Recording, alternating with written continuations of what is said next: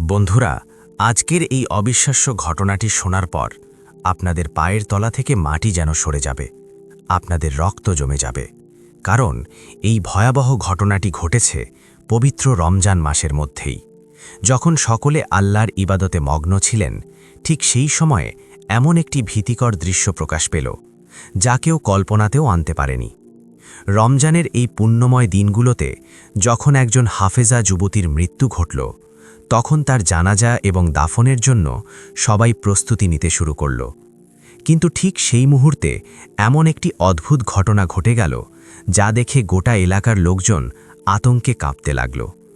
যখন তাকে গোসল করানোর জন্য নিয়ে যাওয়া হচ্ছিল, তখন সকলে অবাক হয়ে গেল, কেননা একটি বিশাল কালো সাপ মৃতদেহকে শক্ত করে জড়িয়ে ধরে রেখেছিল এবং কাউকেই কাছে আসতে দিচ্ছিল না। কোনো রকম উপায় না পেয়ে যেসব মহিলারা মাইয়াতকে গোসল করাতে এসেছিলেন, তারা গোসল না করিয়েই সেখান থেকে ভয়ে পালিয়ে গেলেন। অবশেষে কোনো পথ না পেয়ে মেয়েটির মা সাহস সঞ্চয় করে সামনে এলেন তার সন্তানকে গোসল করানোর উদ্দেশ্যে। যখন তিনি কাপড় খুলে ফেললেন, তখন যা চোখে পড়ল তা দেখে তিনি উচ্চস্বরে চিৎকার করে উঠলেন। বন্ধুরা, মেয়েটি এমন একটি গুনাহ করেছিল, যার জন্য আল্লাহ তাআলা তাকে এমন কঠোর শাস্তি প্রদান করলেন। রমজান মাসের এই পবিত্র সময় কেন এমন ভয়ানক আযাব নেমে এলো? আমি নিশ্চয়তা দিয়ে বলছি, এই ঘটনাটি শোনার পর আপনাদের অন্তর কেঁপে উঠবে।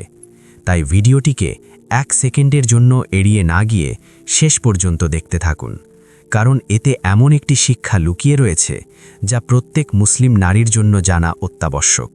বন্ধুরা, ভারতের রাজস্থানের মরুভূমির একটি প্রত্যন্ত কোণে অবস্থিত ছিল একটি ছোট গ্রাম। সেখানে বাস করত একজন কুরআনের হাফেজা যুবতী, ফাতেমা। সে যেমন ছিল সৌন্দর্যে অতুলনীয়, তেমনি তার আচরণও ছিল অত্যন্ত মিষ্টি। গ্রামের লোকজন তার কথাবার্তায় মুগ্ধ হয়ে যেত এবং সকলে তাকে খুবই ভালোবাসত। কিন্তু হঠাৎ একদিন এমন কি ঘটে গেল, যার ফলে তার জীবনে নেমে এলো এক ভয়ঙ্কর আযাব। ফাতেমা ছিল তার মা বাবার একমাত্র সন্তান এবং তার বাবা তাকে অত্যন্ত স্নেহ করতেন। স্কুল কলেজ শেষ করে সে ইসলামের প্রতি গভীর অনুরাগী হয়ে উঠল এবং কুরআনের হাফেজা হয়ে উঠল। কিন্তু কিভাবে তার জীবনে এমন ভয়াবহ বিপদ নেমে এলো? বন্ধুরা, একদিন আমি সেহেরি খেয়ে ফজরের নামাজ আদায় করে গ্রামের মসজিদের এক কোণে বসে কুরআন তেলাওয়াত করছিলাম। আমাদের গ্রামের মসজিদের পাশেই ছিল একটি প্রাচীন কবরস্থান। যখনই আমি তেলাওয়াতে মগ্ন ছিলাম, তখন দূর থেকে একটি হৃদয় বিদারক কান্নার শব্দ শুনতে পেলাম। কান্নার আওয়াজ এতটাই তীব্র ছিল যে আমি কুরআন তেলাওয়াত করতে পারছিলাম না। কোনো উপায় না পেয়ে আমি তেলাওয়াত থামিয়ে কান্নার উৎসের দিকে মনোযোগ দিলাম। শুনতে পেলাম কোনো এক ব্যক্তি কবরস্থানের ভিতরে বসে কাঁদছে এবং তার কষ্টে নিঃশ্বাস নিতে কষ্ট হচ্ছে। আমি কুরআন শরীফ বন্ধ করে কবরস্থানের দিকে হাঁটতে শুরু করলাম। তখন কিছুটা আলো ফুটে উঠেছিল। কবরস্থানে পৌঁছে দেখতে পেলাম একটি শুদ্ধ খোঁড়া কবরের উপরে একজন বয়স্ক মহিলা বসে হাউ হাউ করে কাঁদছেন। কবরটি দেখে মনে হচ্ছিল মাত্র 5-6 দিন আগে এখানে কাউকে দাফন করা হয়েছে। আমি বয়স্ক মহিলার দিকে তাকিয়ে অনুভব করলাম যেন আমি তাকে আগে কোথাও দেখেছি, কিন্তু কোথায় তা মনে করতে পারছিলাম না। অতঃপর আমি তার কাছে গিয়ে তার কাঁধে হাত রাখলাম এবং বিনয়ীভাবে বললাম, চাচা, আপনি কেন এভাবে কাঁদছেন? আপনি কি জানেন না যে প্রিয়জনদের জন্য অতিরিক্ত কান্না করলে মৃত আত্মারা কষ্ট পায়? আমার কথা শুনে বয়স্ক ব্যক্তি ধীরে ধীরে মাথা তুলে আমার দিকে তাকালেন। তার চোখের গভীর দৃষ্টি আমাকে শিহরিত করল। কিছুক্ষণ আমার দিকে তাকিয়ে থাকার পর তিনি আমার নাম ধরে উচ্চারণ করলেন। নাম শুনে আমি তো অবাক হয়ে গেলাম। আমি বুঝতে পারলাম তিনি আমাদের গ্রামের একজন সম্মানিত ব্যক্তি, আব্দুল্লাহ চাচা। তার এমন অবস্থা দেখে আমি হতভম্ব হয়ে গেলাম। আমি তাকে সান্ত্বনা দেওয়ার চেষ্টা করলাম এবং জিজ্ঞেস করলাম, চাচা, এই কবরটি কার এবং কেন আপনি এখানে এভাবে কাঁদছেন? তার উত্তর শুনে আমি শিউরে উঠলাম। আমাকে তিনি বললেন, এটা আমার মেয়ে মুরিয়মের কবর। তার কথা শুনে আমি অবাক হয়ে গেলাম। কারণ আমি তার মেয়েকে ভালোভাবেই চিনতাম। তার মেয়ে ছিল প্রায় ২০ বছর বয়সী। কিন্তু সে হঠাৎ কেন মারা গেল? আমার মাথায় কিছুই আসছিল না। কিন্তু এটা স্পষ্ট ছিল যে এই আঙ্কেল তার মেয়ের জন্য এভাবে জোরে জোরে কাঁদছিলেন। তার মেয়ের মৃত্যুতে তিনি এতটাই ভেঙে পড়েছিলেন যে তার মনের অবস্থা বিধ্বস্ত হয়ে গিয়েছিল। আমি তাকে সাহায্য করে দাঁড় করালাম। তখন তিনি আমার হাত ধরে কবরস্থানের পথ পার হতে শুরু করলেন। আমি আঙ্কেলকে প্রশ্ন করলাম, মরিয়মের মৃত্যু কিভাবে ঘটল? মরিয়মের মৃত্যুর সংবাদ আমাকে খুবই দুঃখিত করেছিল। কে ভাবতে পারে যে একটি হাস্যোজ্জ্বল মিষ্টি মেয়ে এমনভাবেই জীবন হারাবে? কারণ মরিয়মের মধ্যে তো জীবনের পূর্ণতা ছিল। সে ছিল অত্যন্ত ভালো মেয়ে এবং কোরআনের হাফেজি। এবং তাকে এটাও বললাম, দেখুন আঙ্কেল, আপনি এভাবে কাঁদবেন না। আপনি রোজা রেখেছেন, কান্না করলে আপনার সারাদিন অনেক কষ্টে কাটবে। আমি আর মরিয়ম আমরা একই পাড়া মহল্লায় বড় হয়েছিলাম এবং একই মাদ্রাসায় কোরআন হাফেজি করতাম। কারণ আমাদের পাড়ায় একমাত্র মাদ্রাসা ছিল যেখানে শিশুদের কোরআন শেখানো হতো। তবে যেহেতু ছেলেরা এবং মেয়েরা একটু বড় হলে তাদের আলাদা আলাদা লাইনে বসানো হতো। মরিয়ম আর আমি একই সঙ্গে সময় অতিবাহিত করতে লাগলাম। তারপর আমরা সেই পাড়া ছেড়ে অন্য পাড়ায় চলে আসি এবং সেখানেই বসবাস শুরু করি। তাই পূর্ববর্তী পাড়া সম্পর্কে আমরা কিছুই জানতাম না। কিন্তু আজ আঙ্কেল খালিদ সাহেবের মুখ থেকে যখন মরিয়মের কথা জানলাম, তখন আমি খুবই দুঃখিত হলাম। আমি মরিয়মের মৃত্যুর ব্যাপারে আঙ্কেল খালিদ সাহেবকে প্রশ্ন করেই যাচ্ছিলাম। আঙ্কেল গভীর একটি শ্বাস নিয়ে বললেন, বাড়ি এসো, সব কথা বলবো। তারপর সবকিছুই তোমাকে জানাবো। এর পেছনের একটি বড় রহস্য আছে যা আমি কাউকে বলতে পারিনি। কিন্তু এখন আর আমি এই বোঝা নিজের বহন করতে পারছি না। এটা আমাকে ধীরে ধীরে শেষ করে দিচ্ছে। আমি চাই আমি আমার দুঃখটা কাউকে বলি। আমি একেবারে একা হয়ে গেছি। তুমি তো জানো, মরিয়ম ছিল আমার একমাত্র মেয়ে।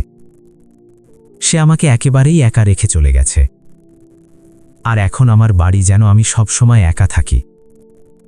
তুমি একদিন বাসায় এসো, আমরা একসাথে ইফতার করব।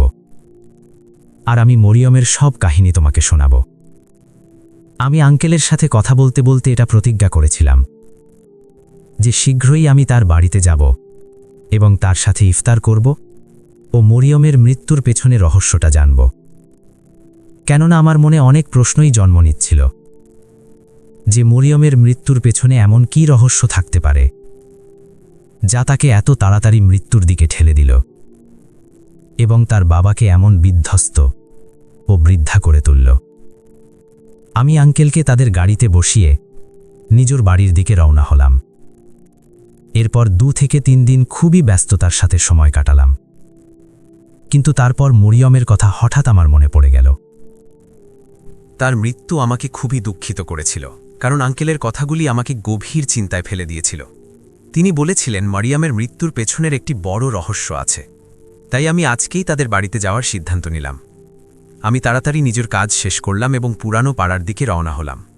পাড়ায় ঢুকতে আমাকে কিছু পুরানো মানুষ দেখে চিনে ফেলল। সবাই আমাকে সালাম দিতে লাগল, আমিও তাদের সালাম দিলাম। আমার ছোটবেলার বন্ধু ইউসুফও আমাকে চিনে ফেলেছিল এবং সে আমার কাছে এসে বলল, বন্ধু কেমন আছো? আমি খুবই আনন্দিত যে তোমাকে এতদিন পরে দেখতে পেলাম। আমি আমার বন্ধুর সাথে গলা মিলিয়ে তাকে বললাম, তুমি এখানে থাকো, কিছুক্ষণ পরে আমি তোমার সাথে এসে দেখা করছি। আমি এখন আঙ্কেল খালিদ সাহেবের বাসায় যাচ্ছি। যখনই আমি তাকে এই কথাটি বললাম, আমি লক্ষ্য করলাম যে তার মুখের রং একেবারেই বদলে গেল। সে ধীরে ধীরে আমাকে বলল, এত বছর পর তুমি আঙ্কেল খালিদ সাহেবের কথা মনে করেছ? তুমি কি মারিয়ামের ব্যাপারে কিছু জানতে চাও? আমার বন্ধুর মুখ থেকে মারিয়ামের কথা শুনে আমি তো পুরো হতভম্ব হয়ে গেলাম যে সেও কি তার ব্যাপারে জানে। এমন কি ঘটল তার সাথে যে পাড়ার প্রত্যেকটি মানুষ তার বিষয়ে অবগত? আমি উত্তেজিত হয়ে বললাম, তুমি কি বলতে চাচ্ছ? সে হালকা হাসি দিয়ে বলল, এখনও পুরো মহল্লা মারিয়ামের ব্যাপারে আলোচনা করছে। কেউ জানে না মারিয়াম কিভাবে হঠাৎ করেই মারা গেল। শোনা গেছে মৃত্যুর পরে কেউ তার শেষ গোসল দিতে চায়নি মহিলারাও সাফ ইনকার করে দিয়েছিল। তাই আমি ভাবলাম তুমি হয়তো এখানে আসছ মারিয়ামের ব্যাপারে কিছু জানতে। আমি একটু অবাক হয়ে গেলাম, তবে বন্ধু যা বলছিল তা পুরোপুরি বুঝতে পারলাম না। কিন্তু এক মরহুম মেয়েটির সম্পর্কে এমন কথা বলা ঠিক ছিল না। তাই আমি মাথা নেড়ে অস্বীকার করে বললাম, না, আমি মারিয়ামের মৃত্যুর ব্যাপারে কিছুই জানি না। আমি পুরো ঘটনার সমালোচনার পর আমার বন্ধুর কাছ থেকে অনুমতি নিয়ে আঙ্কেল খালিদ সাহেবের বাড়িতে চলে গেলাম। আমি ভেবেছিলাম হয়তো সে মিথ্যা বলছে বা ঘটনাকে অতিরঞ্জিত করে বলছে, কারণ আজকাল মৃতদের সম্পর্কে মানুষ এমন সব কথা বলতে শুরু করে। তবে এমন কেন হবে? কেনই বা কেউ তাকে গোসল দিতে চায়নি? এগুলো কথা ভাবতে ভাবতে আমি অবশেষে তাদের দরজায় পৌঁছালাম এবং দরজায় আঘাত করলাম। ভেতর থেকে আওয়াজ আসলো, কে? তখন আমি বললাম, আঙ্কেল, আমি এসেছি। আঙ্কেল দরজা খুলল। দরজা খুলেই আমার চেহারাটা দেখে আঙ্কেল খুশি হয়ে গেলেন। বললেন, আসো বাবা, ভিতরে বসো। তুমি আমার বাসায় এসেছো, এটা দেখে আমার আনন্দের আর সীমা রইল না। অতঃপর আমি তার স্বাস্থ্যের খবর নিলাম এবং তিনি সবকিছুই আমাকে জানালেন। অতঃপর মাগরিবের আজান দেওয়ার সময় হয়ে যাচ্ছিল। তাই খালিদ সাহেব আমাকে বললেন, চলো আগে আমরা ইফতার সেরে ফেলি, তারপর তোমাকে আমি সবকিছুই বলবো। আমরা দুজন ইফতার শেষ করলাম। এতক্ষণে মাগরিবের ওয়াক্ত হয়ে যাওয়ার কারণে আমরা মাগরিবের নামাজ আদায় করলাম। তারপরে তিনি মারিয়ামের সম্পর্কে আমাকে বলতে শুরু করলেন। আঙ্কেল বললেন, মারিয়াম কুরআন খুব ভালোভাবেই হেফজ করেছিল, কিন্তু বাড়ির পরিস্থিতি দেখে সে অন্য ঘরগুলোতে গিয়ে মেয়েদের কুরআন শেখাতে শুরু করেছিল। তবে হঠাৎ করেই সে খুব শান্ত হয়ে গিয়েছিল। হাসাহাসি বা কথা বলা বন্ধ করে দিয়েছিল। শুধু বাড়ির কাজ করত এবং সেই মেয়েদেরকে পড়াতে যেত। এমন অবস্থাতেও বাড়িতে নিস্তব্ধতা চলে এসেছিল। আমি অনেকবার মরিয়ামকে জিজ্ঞেস করেছি, কি হয়েছে, তুমি এত চুপচাপ কেন? কোনো সমস্যা হয়েছে কি? তখন সে হাসতে হাসতে বলল, কিছু না, কোনো সমস্যা নেই। তার মাথায় মায়ের ছায়া ছিল না, আর আমি বাবা হিসেবে পুরো বিষয়টি খুলে জানতে চাইতে পারলাম না। এভাবেই দিন চলে গেল। একদিন আমার কাছে হাসান সাহেবের ফোন এলো, যাদের মেয়েকে মারিয়াম কুরআন শিখাতে যেত। তিনি বললেন, কয়েকদিন ধরে মরিয়াম আমাদের বাড়িতে আসছে না। এ কথা শুনে আমি খুবই অবাক হয়ে গেলাম, কারণ যতটুকু জানতাম মারিয়াম তো প্রত্যেক দিন তাদের মেয়েদেরকে পড়াতে বাসা থেকে বেরোতো। আমি হাসান সাহেবকে কিছু বললাম না, কিন্তু যখন আমি অফিস থেকে বাড়ি ফিরলাম তখন দেখলাম মরিয়ম বাড়িতে ছিল এবং আমাকে দেখেই সে চা তৈরি করে আমার কাছে চলে এলো। আমার মনে হলো যেন সে আমার কাছ থেকে কিছু লুকানোর চেষ্টা করছে। আমি মরিয়ম থেকে জিজ্ঞেস করলাম, বাচ্চাদের পড়াশোনা কেমন চলছে? সে কি নিয়মিত সব বাড়িতে যাচ্ছে? মরিয়ম আমাকে মিথ্যা বলল, হ্যাঁ, সে নিয়মিত বাচ্চাদের পড়াতে যাচ্ছে। এটা শুনে আমি অবাক হয়ে গেলাম। আমি কথার মাঝে হাসান সাহেবে মেয়েটির কথা জিজ্ঞাসা করলাম। তখন সে বলল, হ্যাঁ, তাকে প্রতিদিন সে পড়াতে যায়। আমি মরিয়ম থেকে মিথ্যা শুনতে চাইনি, কিন্তু অবাক হয়ে গেলাম সে কেন আমাকে মিথ্যা বলছে, কারণ মরিয়ম কখনো মিথ্যা বলতো না। এই কারণে এই কথা আমাকে খুবই চিন্তিত করে তুলল। কেন মরিয়ম মিথ্যা বলল, যখন আমি জানি সে তো হাসান সাহেবের বাসায় দু একদিন যাচ্ছেই না? আমি চাইলে সরাসরি তাকে প্রশ্ন করতে পারতাম কেন সে মিথ্যা বলছে, কিন্তু আমি তাকে লজ্জিত করতে চাচ্ছিলাম না এবং এমন কিছু বলতে চাচ্ছিলাম না যাতে আমাদের মধ্যে দূরত্ব তৈরি হোক, কারণ তার মা অনেক বছর আগেই মারা গিয়েছিল এবং আমি তার জীবনে মায়ের অভাব পূরণ করার চেষ্টা করছিলাম। তাই আমি চুপ থাকার সিদ্ধান্ত নিলাম, কিন্তু কোথাও না কোথাও আমি দুশ্চিন্তা এবং অস্বস্তিতে ভুগছিলাম। শেষ পর্যন্ত কেন মরিয়ম মিথ্যা বলার প্রয়োজন পড়ল আমার থেকে? আমি তার উপর নজর রাখতে শুরু করলাম, কিন্তু আমি কিছুই অস্বাভাবিক দেখলাম না। তারপর একদিন আমি তার পেছনে পেছনে গেলাম, তখন আমার পা থেকে জমিন সরে গেল। মরিয়ম মহল্লার কোনো বাড়িতে যাচ্ছিল না, বরং সে তো মহল্লার সীমানা ছাড়িয়ে চলে গিয়েছিল। আমি কখনো তাকে দূরে যেতে অনুমতি দেইনি। সে সবসময় মহল্লার বাচ্চাদেরকেই কুরআন পাঠ পড়াতো। তারপর এখন কোথায় যাচ্ছে? কিন্তু এই চিন্তা আমাকে উদ্বিগ্ন করে তুলল। আমি ধীরে ধীরে তার পেছনে পেছনে চলতে শুরু করি। তারপর দেখি যে সে অনেক দূরে একটি বড় বাড়িতে ঢুকছে। আমি বাহিরে দাঁড়িয়ে অপেক্ষা করতে লাগলাম। ঘন্টার পর ঘন্টা চলে গেল। প্রায় 3 ঘন্টা পর সে ওই বাড়ি থেকে বের হয়ে ফিরে আসে। এর মানে হলো সে মহল্লার কোনো বাচ্চাদেরকে পড়াচ্ছিল না, এবং সে সেখানে কেন গিয়েছিল আমি তা জানতাম না। আমি ভাবলাম এবার আমি মরিয়মকে সরাসরি কথা বলে জিজ্ঞেস করব যে সে আমার পেছনে কি করছে। আমি মরিয়মের পেছনে বাড়িতে ঢুকলাম। তখন সে আমাকে দেখে চিন্তিত হয়ে গেল। বাবা, আপনি এত তাড়াতাড়ি কিভাবে আসলেন? আমি বললাম, প্রথমে তুমি বলো তুমি কোথায় গিয়েছিলে। প্রথমে সেই কিছুটা ভয় পেয়ে গিয়েছিল। তারপর বলল, আমি বাচ্চাদের কুরআন পড়াতে তাদের বাড়িতে গিয়েছিলাম। আমি দৃঢ়ভাবে বললাম, ওহে মেয়ে, আমি ভালোভাবেই জানি যে তুমি মহল্লার বাইরের কোনো এক বাড়িতে গিয়েছিলে। আমার এই কথা শুনে তার মুখ রক্তশূন্য হয়ে গেল, চোখে জল চলে এলো। তার চোখে জল দেখে আমার মন নরম হয়ে গেল। আমি মৃদু ভাষায় জিজ্ঞেস করলাম, তুমি সেখানে কেন গিয়েছিলে? সেটা কার বাড়ি, আর সেখানে যাওয়ার জন্য তোমার কি প্রয়োজন ছিল? সে আস্তে আস্তে বলল, সেই বাড়িতে আমি বাচ্চাদের সিপারা পড়াতে যাই এবং সেখান থেকে আমাকে খুব ভালো টাকা পাওয়া যায়। এক জায়গায় কাজ করলে আমার কোনো সমস্যা হয় না।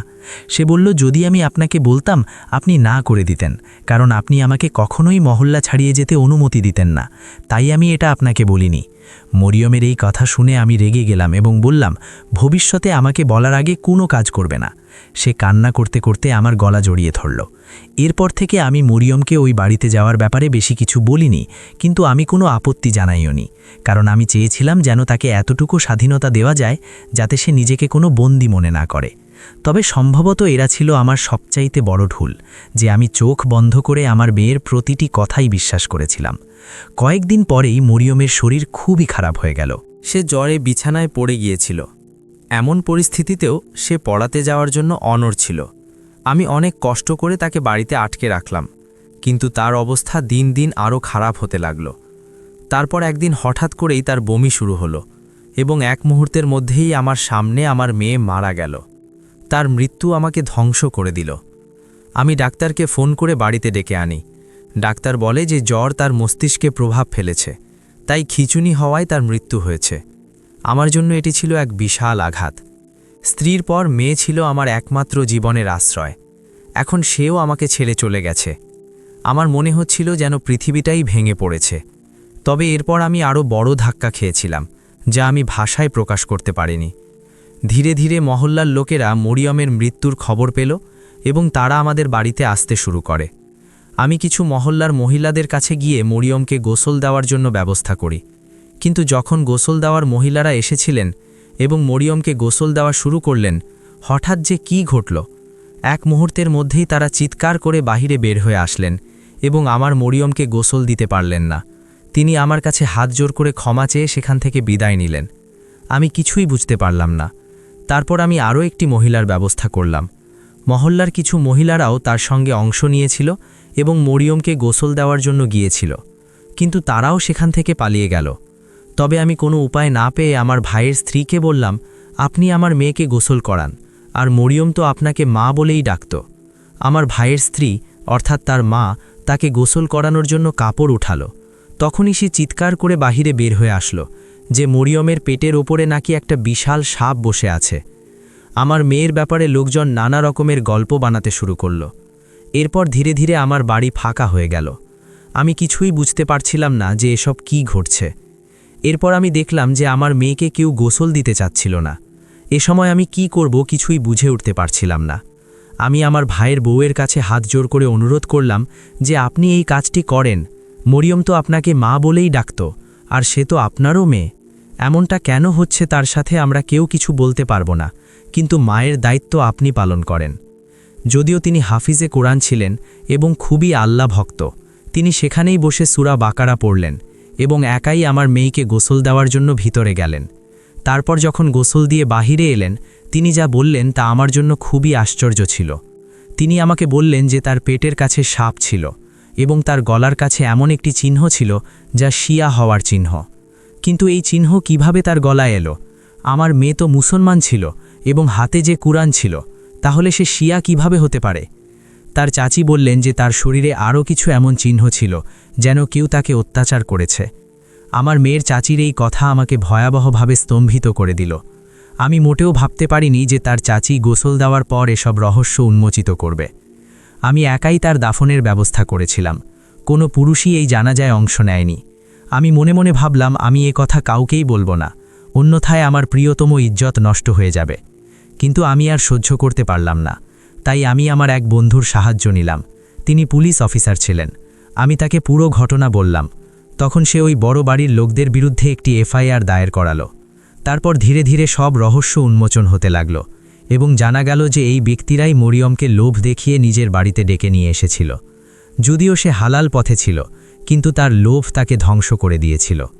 নীরবে তাদের বাড়িতে গিয়ে শিশুদের শিক্ষা দিতে লাগল, কিন্তু আসলে তারা মরিয়মকে তাদের জালে ফাঁসিয়ে ফেলেছিল। কিছু সময়ের পর তারা বুঝতে পারল যে মরিয়ম হাফিজি কোরআন এবং আর সে তাদের ফাঁদে পড়বে না। তখনই তারা তাকে তার বিশ্বাসের বিরুদ্ধে প্রতিজ্ঞা করতে বলল এবং এই কঠিন পরীক্ষা করতে বাধ্য করল। তারপর ব্ল্যাকমেল করতে লাগল। যদি সে তাদের উদ্দেশ্যে যোগ না দিত তবে তারা তাকে বিশ্ববাসীর সামনে অপমানিত করবে। সে অসহায় মরিয়ম, এক যুবতী মেয়ে, খুব ভয় পেয়ে গিয়েছিল। সে তার সম্মানের কারণে বাধ্য হয়ে সব কিছুই সহ্য করছিল এবং কারো কাছে কিছু বলতেই পারছিল না। যেভাবে তারা বলছিল মরিয়ম ঠিক সেভাবেই কাজ করতে লাগল। তারা তাকে জোর করে শিয়াদার কলেমা পাঠ করাতে বাধ্য করালো এবং তার গলায় শিয়াদদের একটি চিহ্ন তৈরি করল। সে খুবই দুঃখিত ছিল, জানত যে সে ভুল পথে চলছে, তাই ভেতরে ভেতরে মর্মধত হচ্ছিল এবং তীব্র জ্বরে আক্রান্ত হয়ে পড়েছিল। এই জ্বরের আক্রান্ত অবস্থায় শেষ নিঃশ্বাস ত্যাগ করল।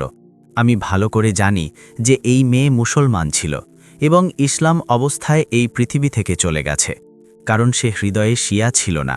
তাকে জোর করে শিয়া বানানো হয়েছিল, কিন্তু এই বিষয়টি হয়তো পৃথিবী কখনোই বিশ্বাস করবে না, তাই আমি চুপ থেকে গেলাম। তবে আমার মেয়ের অপরাধীরা জেল হাজতে গিয়েছে। এটা বলে আঙ্কেল চুপ হয়ে গেল। তার চোখ থেকে অশ্রু গড়িয়ে পড়ল। আমি তাদের কষ্ট খুব ভালোভাবেই বুঝতে পারছিলাম, কিন্তু শিয়ারা অত্যন্ত নিষ্ঠুরভাবে তার যুবতী মেয়েটির জীবন নষ্ট করে দিল। আমি আঙ্কেল খালিদ সাহেবকে অনেক সাহস দিলাম। তিনি বললেন, আমি আমার মামলা আল্লাহর কাছে সমর্পণ করে দিয়েছি। আমি প্রতিদিন আমার মেয়ের কবরের কাছে যাই এবং তার মাগফিরাতের জন্য দোয়া করি। আমি নিশ্চিত যে আল্লাহ তাআলা আমাদের নিয়তগুলো দেখেন এবং আমার মেয়ে পুরোপুরি পবিত্র ছিল। তার ইচ্ছা ছিল শিশুদের ধর্মীয় শিক্ষা দেওয়ার। এই ঘটনা সেই সকল মেয়েদের জন্য একটি শিক্ষা যারা তাদের বোকামির কারণে অনেক বড় সমস্যায় পড়ে। আসলে বন্ধুরা, শিয়ারা ইসলাম ধর্মে ঠিকই, কিন্তু তারা তাদের ধর্মকে অনেক পরিবর্তন করে ফেলেছে। তাই শিয়া ধর্মকে আমরা ছোট করে দেখব না। যদিও তারা মিশরের আদিবাসী, কিন্তু তারপরেও তাদের নীতিনৈতিকতা কালচারালা উম্মতে মোহাম্মদী থেকে সম্পূর্ণ ভিন্ন। এ বিষয়ে আপনারা সতর্ক থাকবেন সব সময়। বন্ধুরা, আমাদের এই গল্পটি আপনাদের কেমন লাগলো এটা আমাদের কমেন্ট করে অবশ্যই জানাবেন এবং ভিডিওটি শেষ পর্যন্ত দেখার জন্য আপনাদের ধন্যবাদ। এমন আরও গল্প দেখতে আমাদের এই চ্যানেলটি সাবস্ক্রাইব করুন।